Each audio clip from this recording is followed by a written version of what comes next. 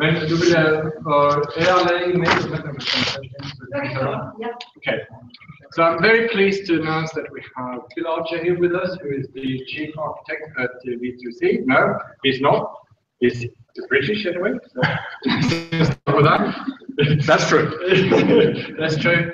But you work with W3C. Yes, I work for W3C. I'm just not chief architect. Yes. Yeah. Yes. And he will introduce us some of the thoughts about where we're heading forward with the standardization that's key to our success, because without open standards that we can rely on and that we can trust, we can build all those fancy and fast-moving things where we work with the data. As Staffan explained this morning, that one of the things we have just all these discussions about what data has actually for the meaning. So we're looking forward to having not meaningless internet, but the internet with meaning and concepts that actually work. So without further ado, I will leave the stage now for Phil, and I will try to help you with the slides. All right. So I'm a manual slide. Yes, I'll point. Yeah. All right. So good afternoon, everyone. Thank you very much indeed for coming. Thank you to Frederick and to Kirsten for inviting me. Yes, I work for W3C, the Worldwide Web Consortium. I imagine in this audience most of you have heard of W3C. If you haven't, it's the standards body for the web. My boss's boss's boss is the man who invented the web 26 years ago last month. And my title actually is Data Activity Lead, which sounds as if I organise the children's parties, according to my wife. But actually it means that I coordinate standardization work around anything to do with data, with the exception of XML, because my colleague Liam Quinn handles XML. But in terms of working out what standards we need to do next, getting the working group set up and so on, that largely falls to me to organise that. So among the set of standards that I'm responsible for making sure that they're okay and seeing what we need to do next is the semantic web stack, the linked data stack. So it's quite a privilege to be taking that on. So let me start with a few things. So it's now, it does look good.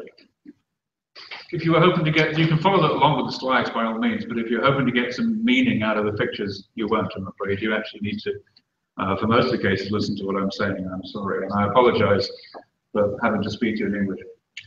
So last year, I had only just taken on this role. I took over from Ivan Herman, who was my predecessor, and organizing the working groups around semantic web. And it happened to be, last year was the 25th anniversary of the web. It was 20 years of W3C. It was lots of conference seasons got to 10 years old last year. And I did a couple of talks last year talking about 10 years of success. And I think our technology, the linked data technology, does have a lot of success that we can be proud of. Hannes earlier on was talking about DCAT, the data catalog vocabulary. Been around for some years, became a W3C standard last year.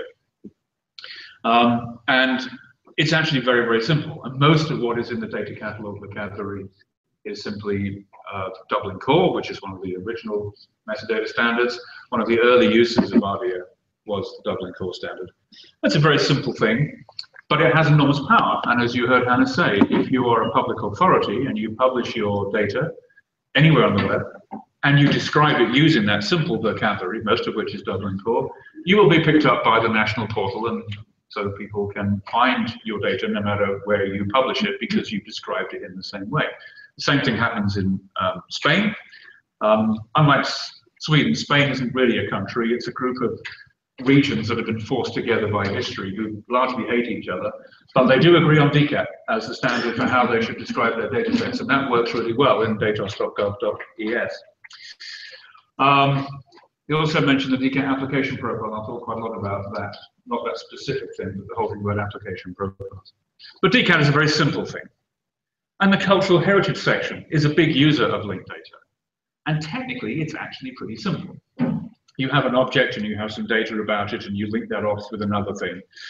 And the actual, the depth of the technology, the complexity of the technology in cultural heritage, in simple data set descriptions, in the usage by the media, in the usage by governments and so on, is actually pretty simple as far as the technology goes.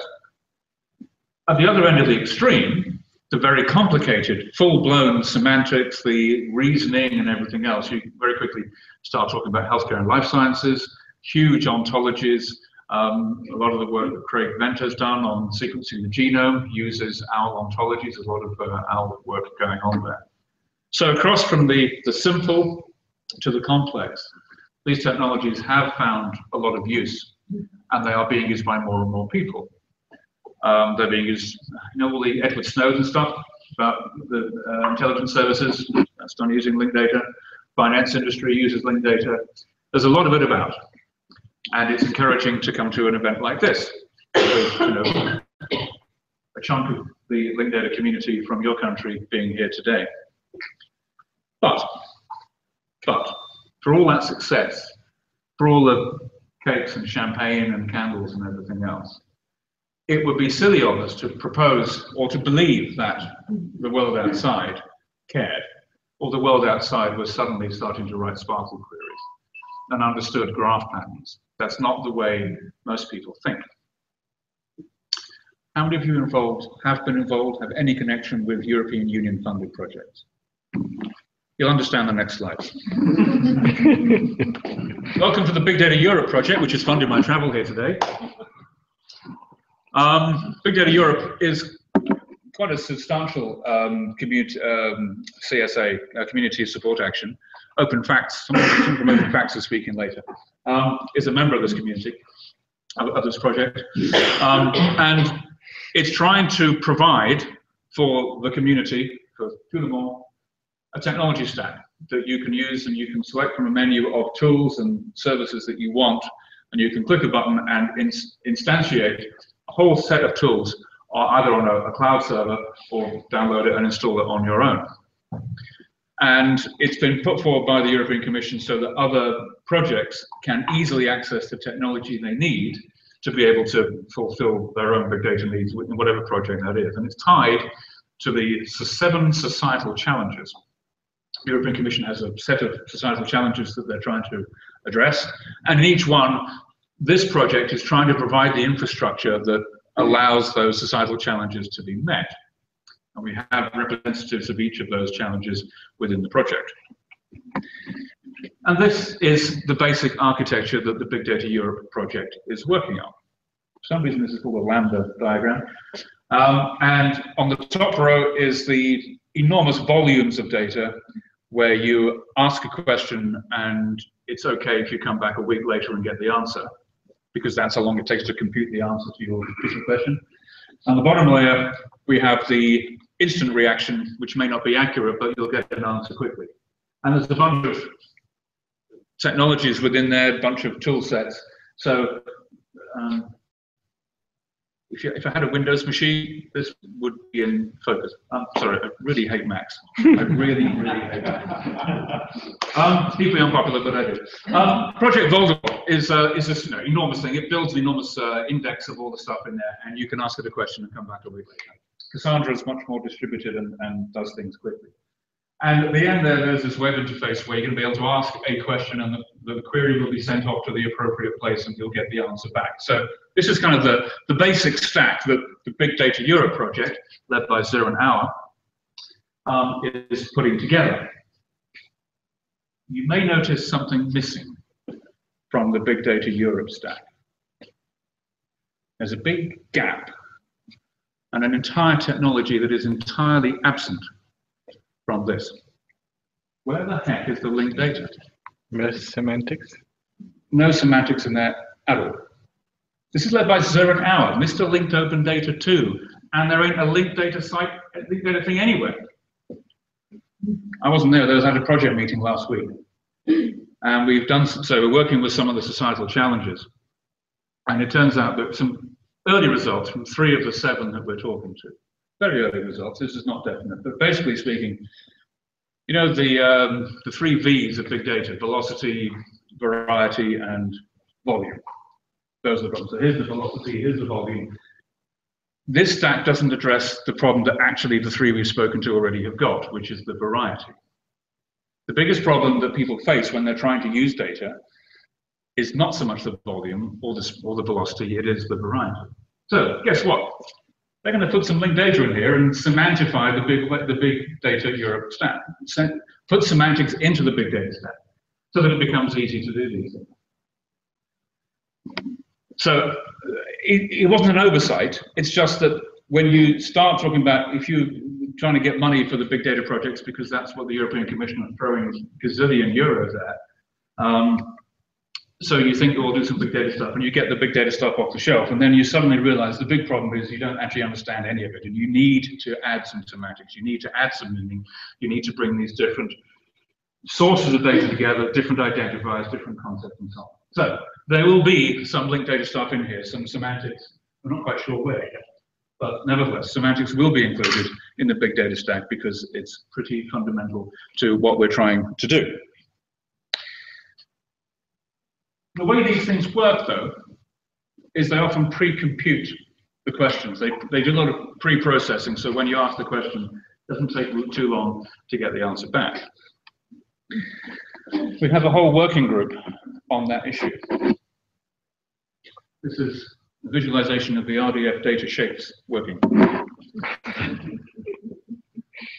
Data shapes are really important. They have a number of different use cases. And why we call it, and I need to give you a bit of background on why it's called data shapes and so on. So, if you're an XML person, and somebody from the linked data world comes along and says, we've got this really good technology that allows you to link lots of things together, use the power of the web, use the links, understand the way the world is talking, and create this enormous graph of knowledge, which gives you fantastic power, lets you do lots of stuff. And they say, great. How do I validate the data? You say, oh, you can't. Sorry, open world assumption. You can't do that. If you're not familiar with the open world assumption, it means that anyone can say anything about anything. It means no matter what you say, I can say something else. There is no way for you to shut me out of the conversation. There's no way for you to prove that your statement is any better than mine.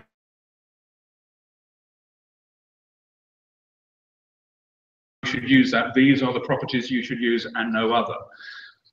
There's no way to say, you must have these things true, otherwise I can't process you. The RDF data shapes working group is trying to fix that. We would call it RDF schema, but we've already used that for something else, so we can't. So we call it data shapes.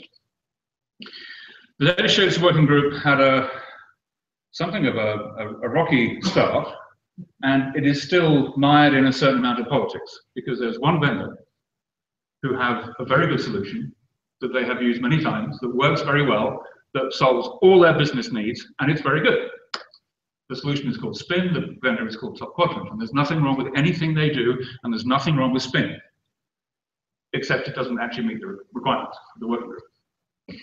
So other people come along and say, oh, I want to do it this way, and I want to do it this way, and I want to do it this way. And there's an enormous battle going on. It's been going on for a while now.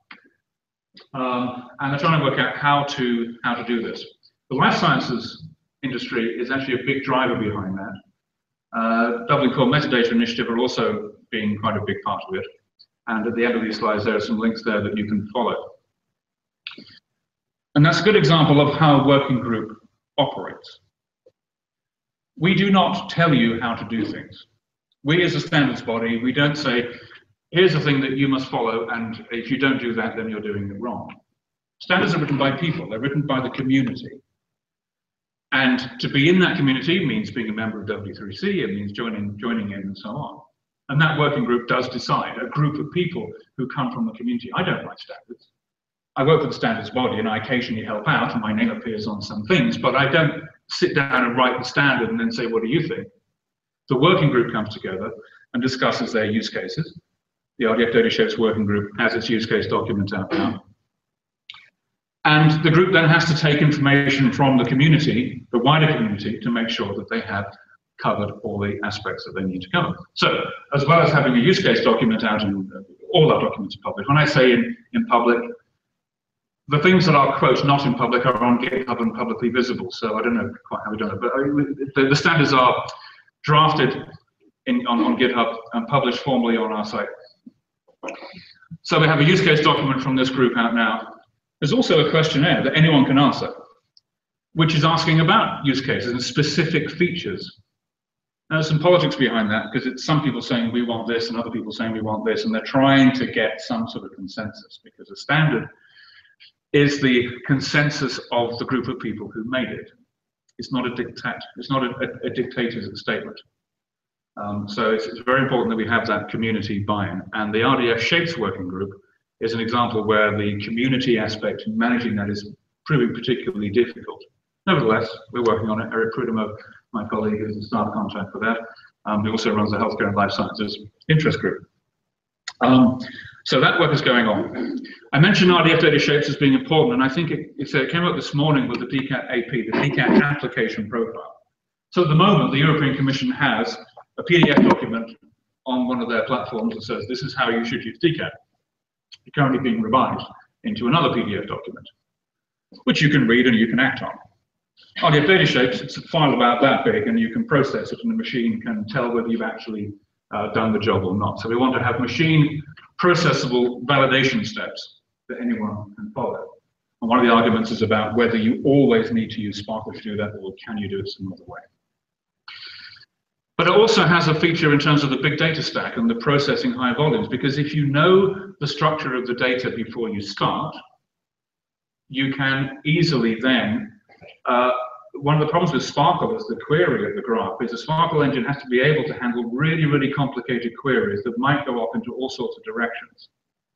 If you know the shape of the graph and you know that it has a boundary, your Sparkle query engine can be improved in terms of its optimization. You can optimize your Sparkle engine to handle questions across large data sets if you know that structure. That's one of the ways you can do that. So it is about validating data as it comes in. It's also about improving the performance of Sparkle engine so that you can actually get better stuff out of it.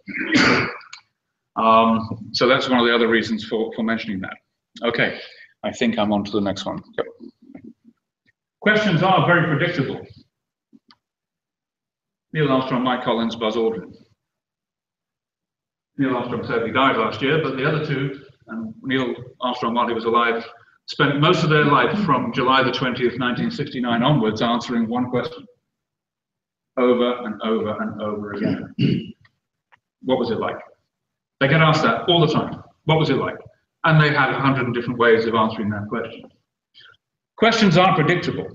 And that's a way to run the sort of optimization thing and a way to access some of this complicated data. Some of you are working on very complicated data, particularly in life sciences where you've got genes and proteins and enzymes and all sorts of other stuff going on. And you're trying to make this graph a very, very complicated graph, but you probably ask the same questions all the time. What's that? What does that identify? It's a list, it's a school in Skåne, yeah? Right, it's a school in Skåne. The next one, what's that? That's a list of schools in Skåne, okay? You know what the questions are gonna be. You don't have to have a complicated Sparkle engine with a front end that anyone can attack. You know what the questions are gonna be. You can simplify your API down to, give me something simple like a list of the schools in Skåne. Sorry, aren't you impressed? Englishman can say Skåne. I read all the Bolander books last week. So, questions can be predicted. And my suggestion is that one of the problems that this community needs to understand the way the people outside work. How's your Greek mythology? It's Jason and the Argonauts. So Jason is what people want. Web developers want Jason. They don't want your Sparkle, they don't want your XML, and they don't want graphs. They want properties and values, they want JSON objects. Now, you can run a Sparkle query and get a JSON object back. Yes, you can do that. But why do you have to run the Sparkle query in the first place? You know what they're going to ask. You know they're going to want to know the name and address of the school, or the list of schools, or whatever it may be. So we need to try and give them that in a way that they can process easily. Probably, as Hannes was emphasizing, when people use his toolkit, they don't know they're using linked data, and they couldn't care less. They don't have to know that. People who sell semantic web technology, people who sell linked data technology, never mention linked data to their clients. And they never use the word URI, the acronym URI. You present it as something that is here's a tool that does something really good that you want. And what a web developer wants, the mass adoption that we don't have mass adoption of this technology. To get that, to get people asking for more data, to get people asking for richer data, you have to give them what they actually want, which is JSON, and give it to them after them asking what is probably a fairly predictable question. Here's the most common data format of all. Guess the data format. You've got rows, trees, and this is a CSV file. I thought it was better. People like CSV. People in government, they don't want to worry about linked data. They want to see an Excel spreadsheet because that's what they understand.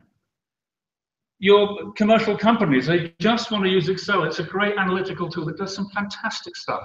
Of course it does. It's a very powerful, very well-engineered tool that does what Microsoft's customers want it to do. If you want to process that data some other how, then okay.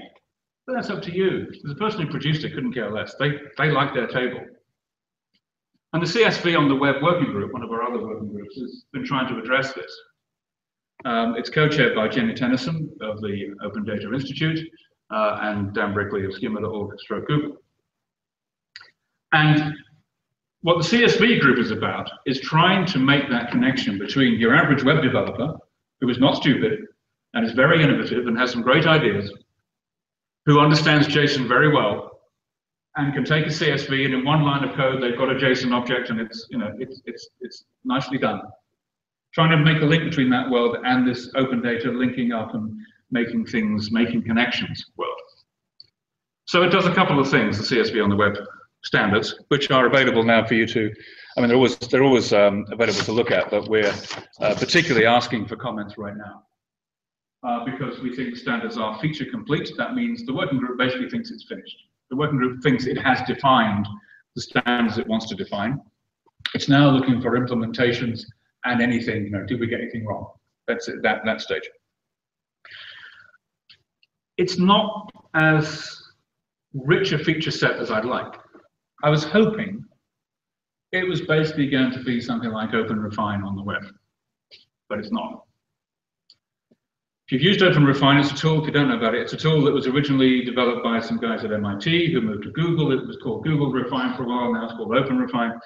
It's a tool that allows you to operate on a table, on a CSV table, and to clean up strings, to reconcile data with other things. So if you write Sverige, I'm probably pronouncing that wrong, I'm sorry. If you write Sweden in Swedish and English, then it will reconcile that and all come out in one language rather than two, that kind of thing. It's a very powerful tool for handling very large data sets if need be, and can process them.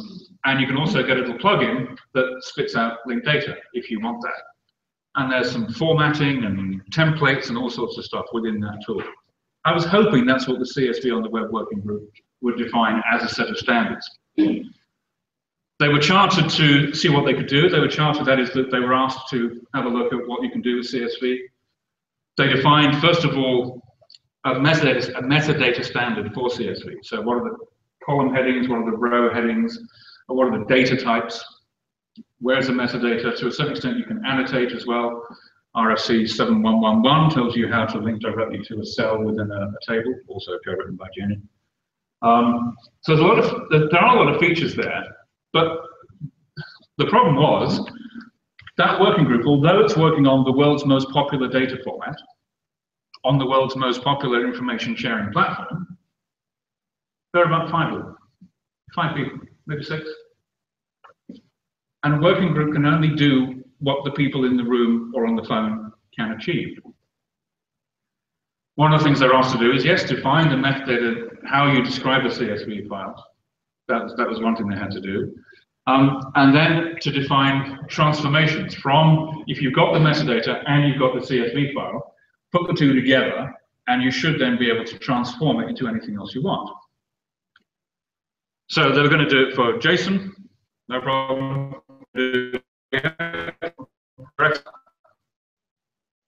Who's going to write the transformation for CSV to XML? Anyone?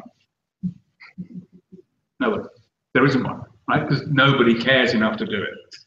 And that's the thing about standardization. If you don't turn up, the standard doesn't get written and things don't get implemented. So we have a set of documents that I'll link to from the end of this thing, where you can see what that group has done, but it is very, very powerful what they've done. You can take a CSV file, you can make sense of it. And I think, crucially, something I pushed for was to make sure that if you publish a CSV file and you don't bother to publish the metadata, as if that ever happens, I can spend the next 3 weeks working out what the heck your data means, and I can publish my metadata with your CSV file, and the two, of course, are linked. So even if you can't be bothered to do your metadata, someone else can. And that then means that the metadata definition can be in the hands of the person who cares about it most, which I thought was a fairly key feature. So we are trying to make CSV files that most common. You can export it from Excel, everyday format. And of course, you can export it from other things as well, not to mention relational databases. And you can actually process that and turn it into, yes, JSON and yes, RDF, so you can do some stuff with it. So a powerful set of standards that are now, as far as the working group is concerned, finished, unless you tell them otherwise. And that's the kind of thing we have to do. We have to think, I think, if we're going to make these successful, powerful, useful technologies, if we're going to see mass adoption of them, we kind of have to hide it a little bit. And we have to think in terms of the web developers themselves use. There are lots and lots of libraries that web developers like to use. If you're making a map or some of the map-based thing, you probably use a thing called Leaflet.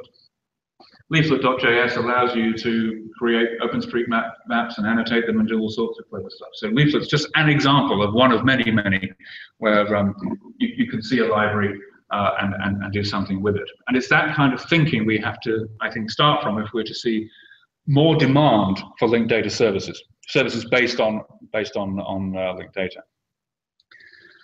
So it sounds obvious that we therefore need to have lots of building blocks.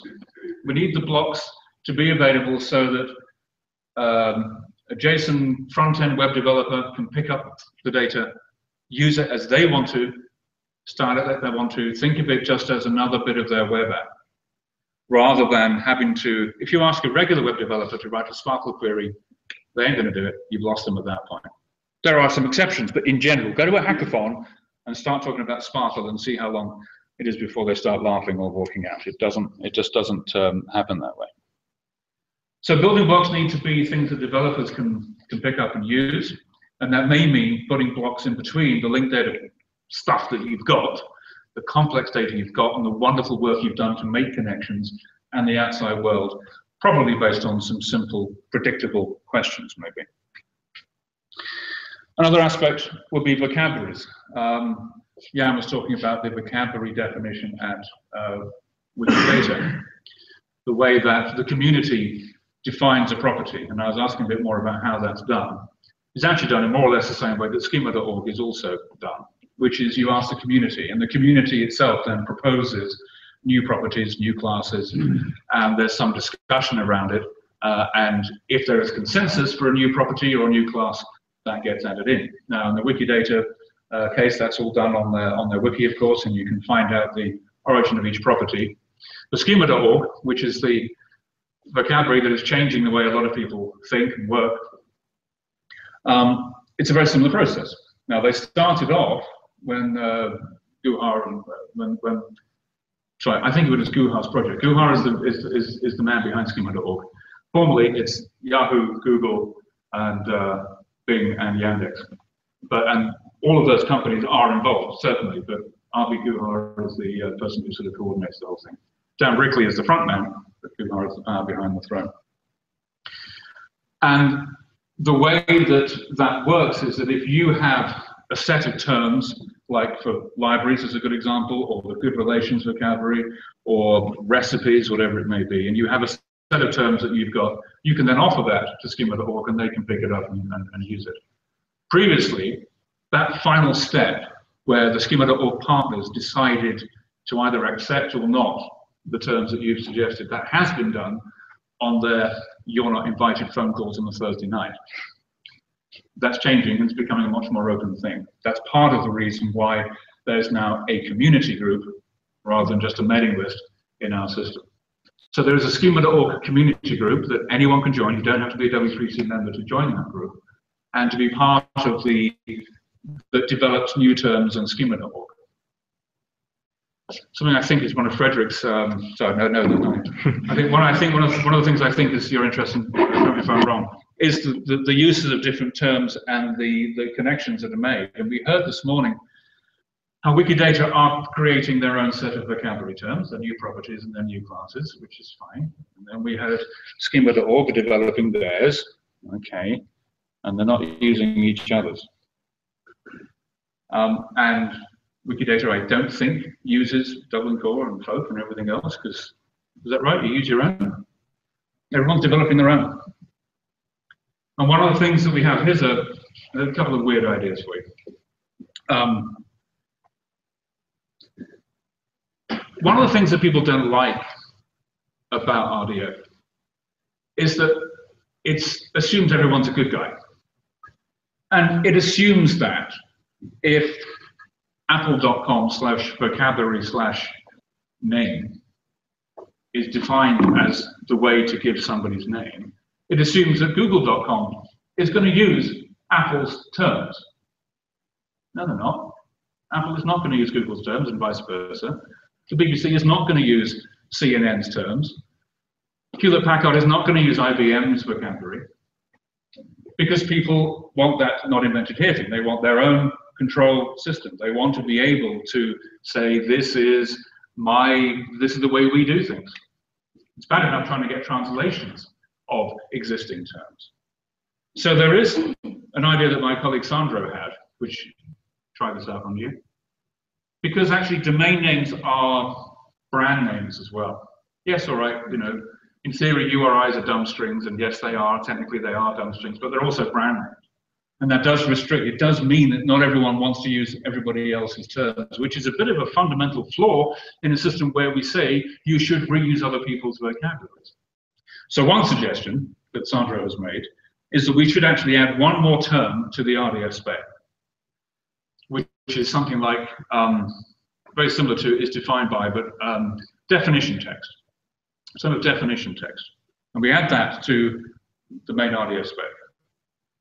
And if you in your vocabulary have a string in any language you like, and that is the definition of that term, if I come along and I set up my vocabulary and I copy and paste that into mine, doesn't matter what the URI is, they are equivalent terms.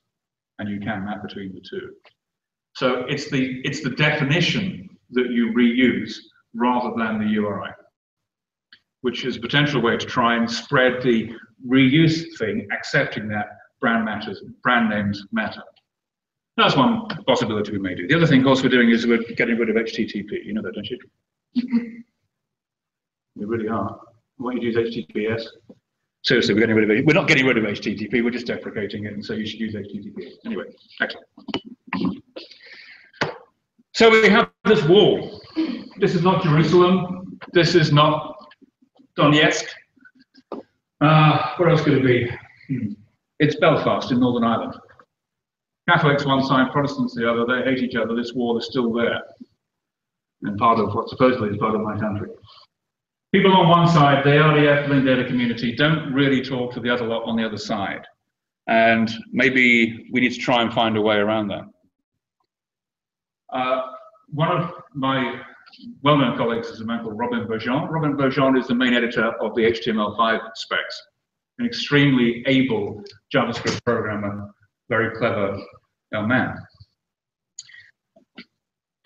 I feel so old doing this job. He's not that young, but compared with me, he's young. Anyway, I had a chat with Robin, and I was about 6 months ago. So I said, okay, so my question always is, what should we do next?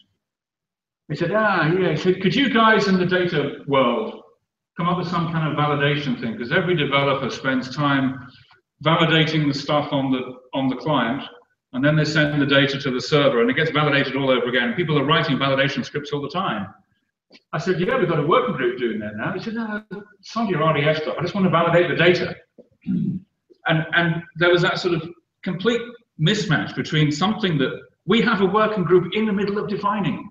We've gone through the process of getting it set up. We've got the working, we've had the workshop, we've got the charter done, we've got membership. It's a long process to get a working group set up. We've done that. But I didn't talk to Robin. I forgot to talk about other people I forgot to talk to the guy on the other side of the wall. And we could have done it differently. And RDF data shapes could potentially have been different if I'd had that conversation 6 months ago. It's not going to be too late now, we're doing it. But there is that sort of problem about reaching across to different communities and trying to do something about it. So how can we address this? I'm coming to the end. What do we need to do next? We have different communities, a mature, stable set of standards, open standards that anyone can use, just like the rest of the web. You can use our stuff, it's free, go and do it, you don't have to pay us for anything. The big advantage of W3C process, like most standards bodies, is you're guaranteed when you implement this stuff, you're not going to get a bill, some copyright license or whatever.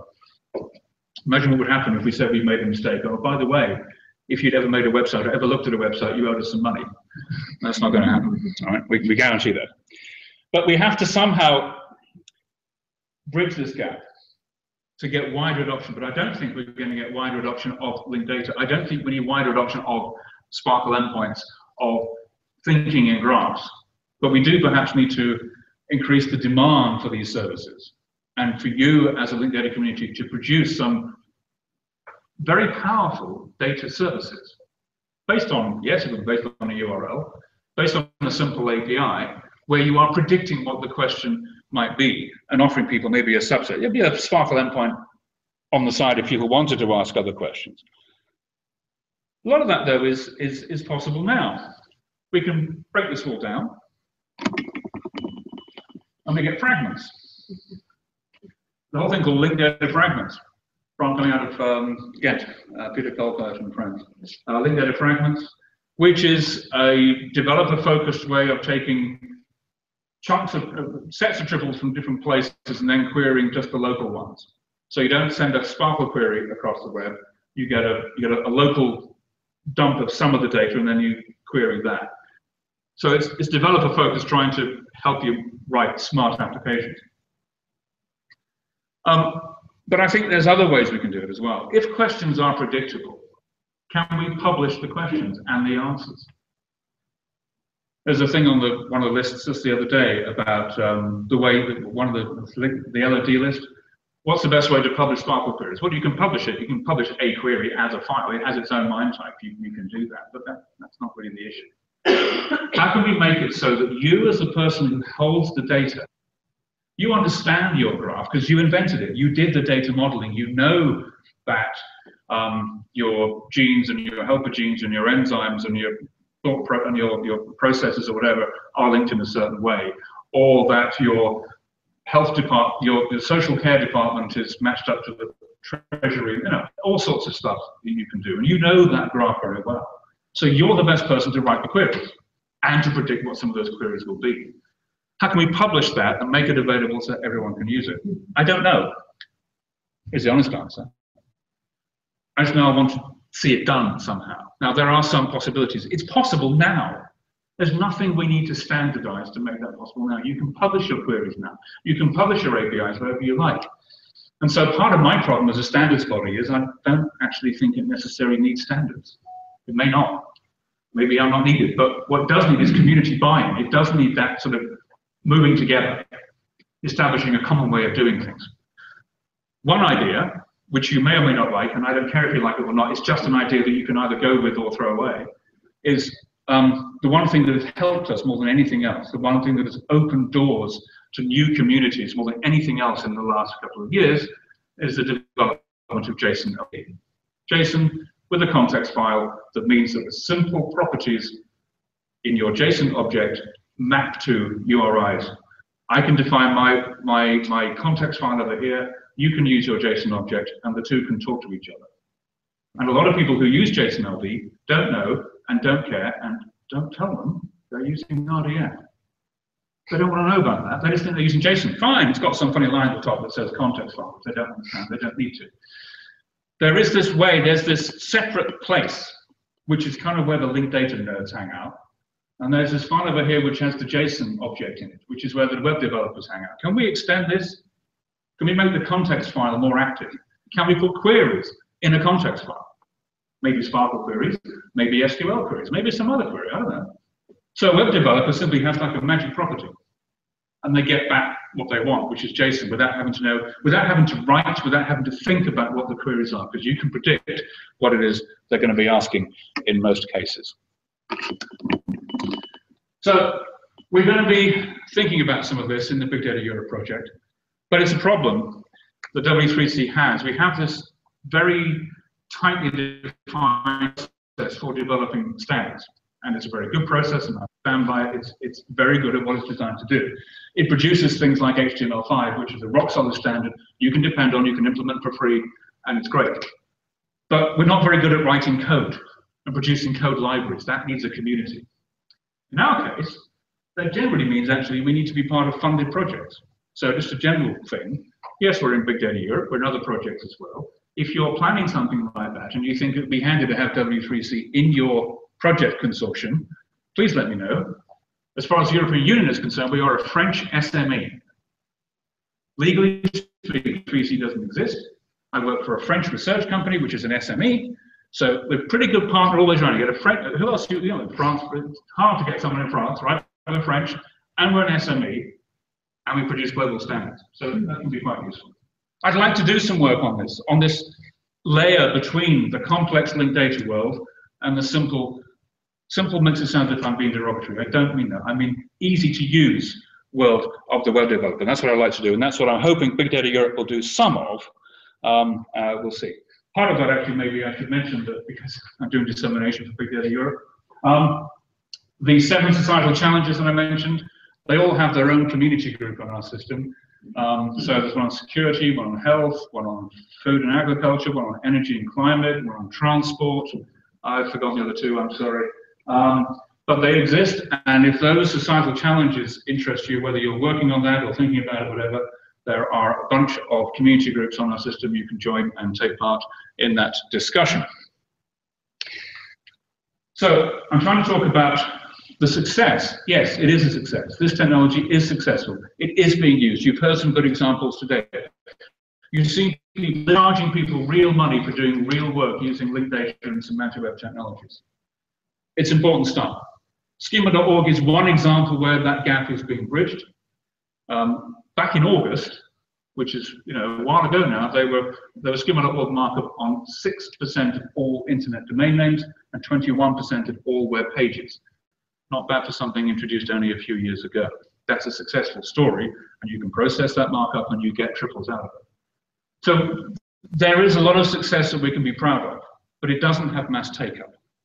And I think we need that mass take-up if we're going to go on further. We need to think about this branding of vocabularies and how that's a barrier to people sharing vocabularies. It's all well and good saying, nice to share your vocabulary, but actually people don't. They reinvent. Wikidata reinvents what Schema.org is doing and vice versa. So we need to get over that. So my question to you, my question of every presentation I do, no matter who I talk to, my question is always, sorry, if you were trying to work out what W3C should standardize next, what would you do? I'd love to know. Thank you very much. That's it.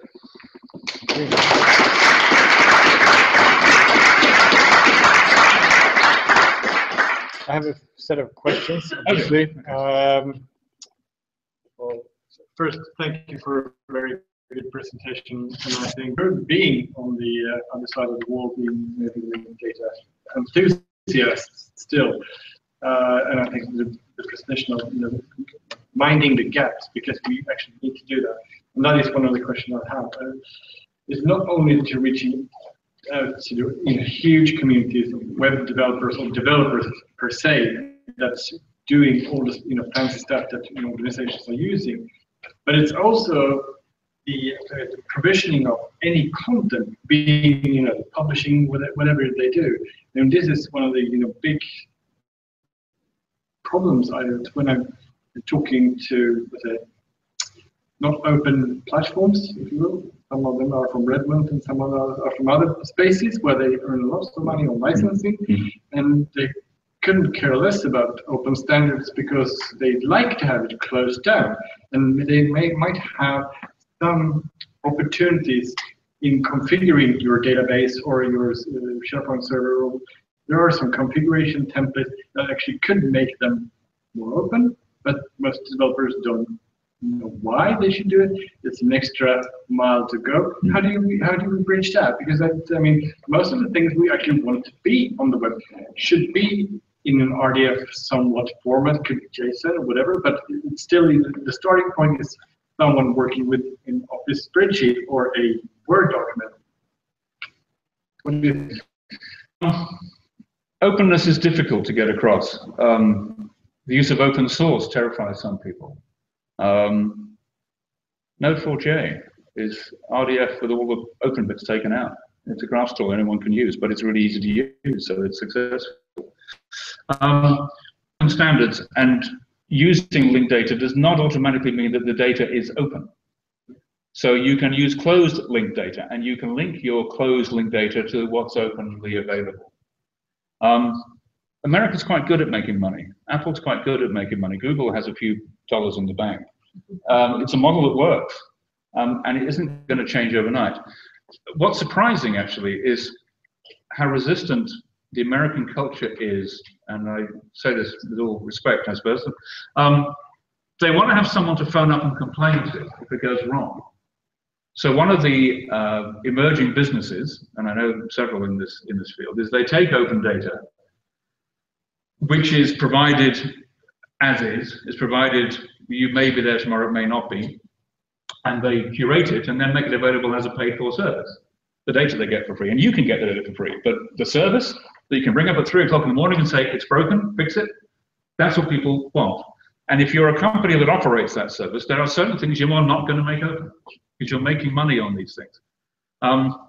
Microsoft has a different view of the world, as it has always done. It's changing dramatically. Microsoft is not the company it was, as we all know. We all know why. But I don't know. It's what people like, as I understand it, is they like the ability to ring up a company, their supplier, and say, "It's broken. You guys have got to fix it." And they don't seem to like the idea that they could say, "You fix that, or I'm going to get the other guy in." And it's that sort of threat of getting the other guy in that they don't seem to want to have. Getting the other guy in means that if you insist on them using open standards for their thing in the chain, you can get rid of them and put a new block in. And I don't know quite how to address that, but it seems to be a cultural thing that you buy company X because you've always bought company X, and that's who you go to. It's a cultural thing, and I think it's more of a culture in America than it is here.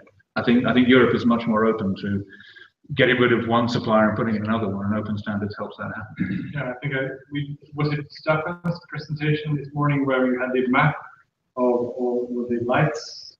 I don't remember, but it was very bright in Western Europe. Yeah, yeah, and that's kind of the same thinking here. Well, European communities could have long enduring processes, as we all know. Bureaucracy is part of the main game that you do, but still, it's actually happening here. Lots of the things we're seeing that your team is doing. So I think that was a good question, because further down the road we will have a final panel debate. But from what I hear when I work with clients trying to embrace these emerging standards, is this gap. So how do I use both and all the existing W3C standards together with their stuff and with schema.org? And then you get lots of question marks from the practitioners who might be communicators or responsible for a website, but they know about you, they might know about some of the other existences. How do we bridge that from a community? Because we're all struggling on the same side basically, but still not. Familiarity is a problem. I mean, you use the term emerging technology. Yeah. RDF is, 15, 20 years old. It ain't new. Yeah, well, I got acquaintance with it. Jonas showed me 98, I think. Yeah. I mean, most of the standards that you've probably seen came from 2004, which were the second iteration. But the first, the W3C's, the first standard published was for PNG, but that was actually already written before the consortium started. The first standard, or set of standards that the consortium worked on and developed with itself, was a thing called PIX, which is actually the thing I didn't work on that, but I used it a lot. That's how I got into W3C in the first place, which was a metadata standard for web pages. And that evolved into RDF. So yes, it ain't new. Sorry, it's not emerging. Now, in some ways, that's a good thing, because you can say this is stable. It's been through 2 iterations of improving it and getting it right. On the downside of that is, well, hang on, if it's not so new, how come I've never heard of it? So it's a double-edged sword, I'm afraid. Yes, exactly. I mean, the same thing is, I mean, you say, well, we refer to Dublin Core, which was, started in '95, which is, 20 years old. Yeah. And if I ask a general practitioner, not a doctor, but any practitioner who doesn't work with metadata, I think it's question marks on that one, which I thought was like, that's the most, I mean, it's been there for 20 years, you still don't use it in your most, common day work platforms. It's not used. But they might know what a mark record is. Yeah. Which is horrible. Yeah. Any questions more from the audience here? Jonas? Well, I think to get people to use it is if Google would format the answer to the queries using the metadata, people would use it. And also with Facebook, the way the link is presented when you share the links, I think lots of use of the metadata is there. And oftentimes they don't use the available metadata and only use it for special partners, or so it should take some trust functions to, so you don't have to sense that you can just use the data in your page and it will be presented. But if someone puts some false data on there, who are you going to blame, them or Google? And Google depends on the trust of its users. So they have a commercial reason for being careful in what they show you. And one of the great successes of schema.org is actually how little people lie. They do still lie with it, but I mean, but they have a process for handling that. So the results you get, and I disagree. They do show a lot of stuff that comes from schema.org markup in the search boxes and in the search results, and in the info boxes on the side. A lot of that comes from schema.org markup and other stuff that they've done in the knowledge graph. So they are presenting it. I actually was experimenting with it at the weekend. I've been meaning to do this for years. I'm not a professional computer scientist. I worked in radio many years ago, and I have a few old recordings of some interviews I did when I was working on the radio. And I finally got round to putting one of these online, and I thought I really must put some markup in the page so you can find this link. So if you like Melissa Etheridge, who was an American rock star who I interviewed in 1989 before she was well known, I have an interview of hers, and I wanted to put some data, some RDFA in the webpage. I did a pretty good job. If you put it through an RDFA distiller, you get some good triples out of it. Put that through the schema.org testing tool, it screams 21 errors. No, it's not. I've got my RDFA right. It says what I want it to say.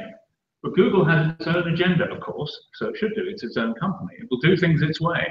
And it says I've made lots of mistakes. I think they're wrong, but they're bigger than me, so I don't know. Yeah, but I think the point is that the uptake of using schema.org in such a short time is that it's very easy for me to show to my clients, well, if you actually do behave a little bit better, a little bit more on your metadata, in anything you publish on the web or your mobile devices or whatever device you publish something, you will at least get a better search result page for the things you want to say. Yeah. And that is the dollar signs for most of us. They will, I understand that. I mean, if I'm professional developing some specific service, now if I just finish it a little bit better, I will get to the top. And you get instant. Well, they make a point saying you don't go higher up, but you do get more space. Yeah, you get more space. You get a better search result. Yeah. And more accurate. Any more questions? Yeah, I just have a question. Do you think in the future I will be able to go to sort of to book a travel to a travel agency site and see, okay, this is too expensive because with link data I know now how much I have in my bank account, for example. To use link data to fetch data, which is not sort of publicly available, but requires that I am logged in with my EID and sort of, because it seems like that would be helpful if I just think about personal experiences. If I am on a certain website with public information, I can grab information that's personal to me and augment it with the context, which I mean. The short answer is yes, I do. I think you'll be able to do that. My fear is you'll only be able to do it if you're using a proprietary system. Call it Apple, call it Google, call it Microsoft. But you'll be using one of those and you'll be locked into that. And as a web consortium, our biggest constant battle is stopping that happening. The big companies would love to own the web. Amazon would love to do it. He's the most anti-open standards company there is. They're not a member of ours. They don't take part at all. Our former chief exec was literally chased out of their building when he went to try and see it. They would love to close it down. Countries would like to own the web. They want to own the whole thing. So yes, I'm sure it'll be possible, but look out for that complete lockdown by the country. Did you think it's, in the future we could actually have a personal IP for me? Personal IP. We're trying to do it. We're actually trying to achieve that. I guess that's because, as you say, I mean, I have different negotiations with different union platforms, but it's still me. Yeah. So it means that I on my computer have Google and Apple and some other more closed systems, but it's me impersonating, playing a role within any space that's actually using the internet protocol. So I would love to have an identifier just being me. We are trying to achieve just that with a project called Cross Cloud, which is being led by my colleague Sandra Hall. Timble himself is involved in that. He's the principal investigator. We're trying to make exactly that true. And it uses the link data platform technology, which I haven't talked about, but it's a way of shifting triples around without using Sparkle. So you can create accounts and share the right information without sharing the information you don't want to share, managing identities, all that stuff. Yes, we're trying to make that. We have a project, we have a way of doing that. The problem is getting take up. But yeah. So we I think for healthcare records, and I mean, there's all that stuff. Yes, billions of different ways of layering records on me. We are trying to do away with the password. We have a whole department doing privacy security. It's a difficult nut to crack because of inertia and what's already happening and trust between people. So our solution is based on that, decentralized. So you control your identity and you work out who can have it. It's not based on passwords, but getting take up will be a problem. Yeah. Okay. I'm thinking on time, and I think it could be a really good next talk with Niklas, yes, including Jason and Vic. Yeah. So moving over to, thank you very much, Phil. All right, thank you.